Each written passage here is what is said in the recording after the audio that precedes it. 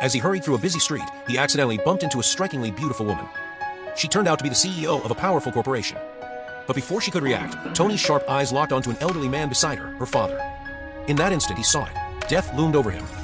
"Your father has only 3 seconds left to live," Tony muttered. The CEO's expression darkened. "Are you cursing my father?" she snapped, ready to teach him a lesson. But before she could act, her father suddenly coughed up blood and collapsed unconscious. Shocked, the CEO turned to Tony. How had he known? Could he really see the exact moment of death? Panic-stricken, she dropped to her knees and begged, "Please save my father." Tony remained calm, shaking his head. Desperation filled her eyes. "I'm the CEO of First Group. If you save my father, I'll do anything." Tony's mind raced. His wife's company had been struggling, suffocated under the ruthless hand of First Group. Now, fate had delivered him the perfect opportunity. "Stop obstructing my wife's company and inject $1 billion into it," Tony demanded.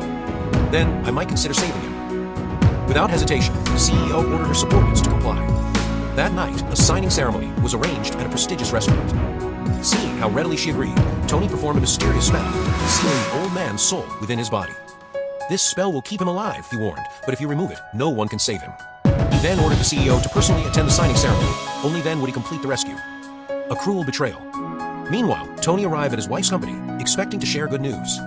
But when she saw him, she looked at him coldly. "I want a divorce," she said. Tony stood frozen. "What?"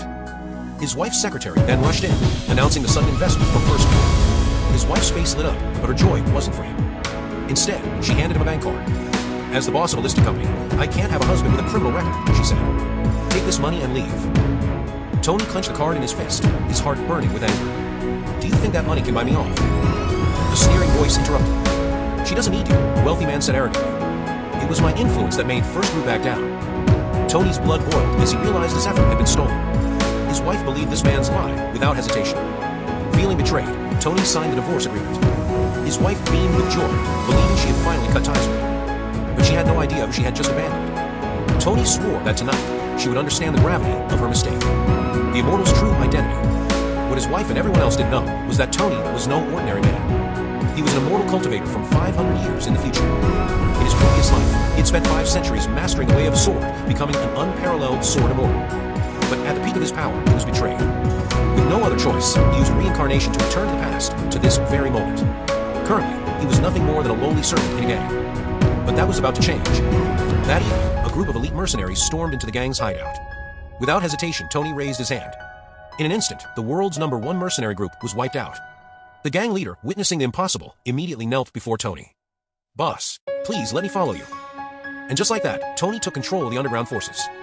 The signing ceremony. The time had come for the signing ceremony. Tony arrived at the venue, but before he could enter, his ex-wife intercepted him. "Are you here to beg?" she sneered. "Don't embarrass yourself." Tony smirked. "If I leave, this signing ceremony won't proceed." Laughter erupted around him. A mere ex-convict was making such outrageous claims? Like and subscribe Story Shot TV for more videos.